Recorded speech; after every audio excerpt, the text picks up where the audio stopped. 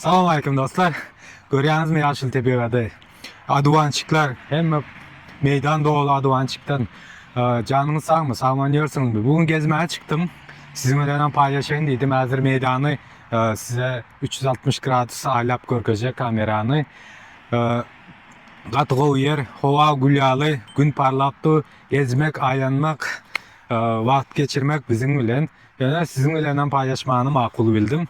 Anında kameranı hala görkeceğim size.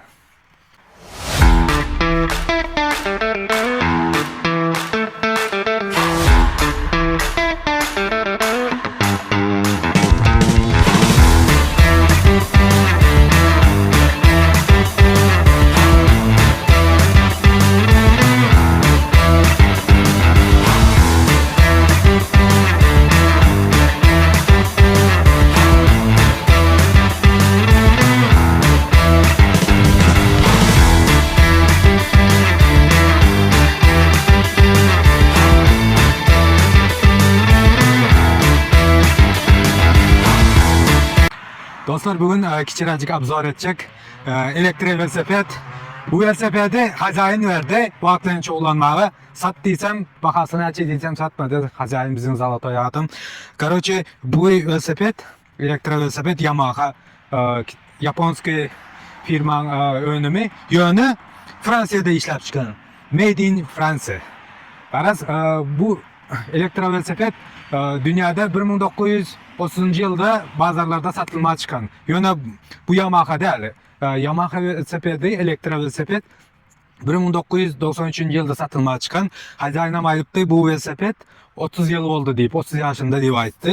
Ayçına göre internetten okuyup gördüm 1993 yılda satılığa çıkan şu Yamaha velosipedler ilkinci. Son Yamaha Pass bunun adı XP26 model olup geçiyor. Bunun Pass diyenin sebebi Power Assistant System diyeni. Bu adama kömekçi oluyor da asistan sisteması var. Ödem ağır velosiped şu yerinde dolu mekanizm yeterli ağır. Bunun tormuzu var, 4 tane skorsu var, dinamo var, önü izi, farı, akli çıraları yanıyor, izi, stop çırası, onun fanarı yanıyor. Araz hem zaten özününki velosiped hiç zaten ütkömedik. Yine şu bagajını özü motorun kıyını koyuptur hazayın. Şu zatlar mesela özünün radnoy zatları. Şu yerde yine bataryayı şöyle kaldırılıyor, çıkarılıyor, yeni yerine koyuluyor. 2 günden bir zaryada koysan yeterli. Şimdi özün ulanışına bağlı. Mine vaktin bir dal basanda umut bağdalmağa, sana bağdalmağa kömek etti. O velosiped bana kaladım. Köne olsa da kovsa isteyen de. Hazır size yakından alıp görkecek. Yine dostlar size yakından alıp görkeceğim. Made in French. Arası bu pas sistemi, akümülatörü, yerde sistemi, mekanizm var. Seriden tezi yank состояниесі katı kovu. Sideniyesi yine Yamaha XP-S 26. Yine şu yerde on off külçayı. Yine külçonlu. Yine külçonlu. İşlepti. Zaryadı var. Yerde cancağızı, zadni bezinin açılı var. Yerde yine 4 skorsu var. Sepeti var. Önünde sepetçiği. Farı önünün. Ara şu yerde yine dinamo var. Arası hem zaten işlepti.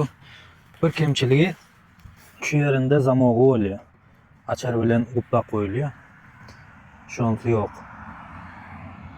Kalan hem zaten bak öz radnoy zatları deydi. Yine bir şey bagajını motorun kıyını koyuptur. İski stopnigam yani hem zaten yani şu dinamı külçay ettiğim şu yerinden boldu. Yine ağır.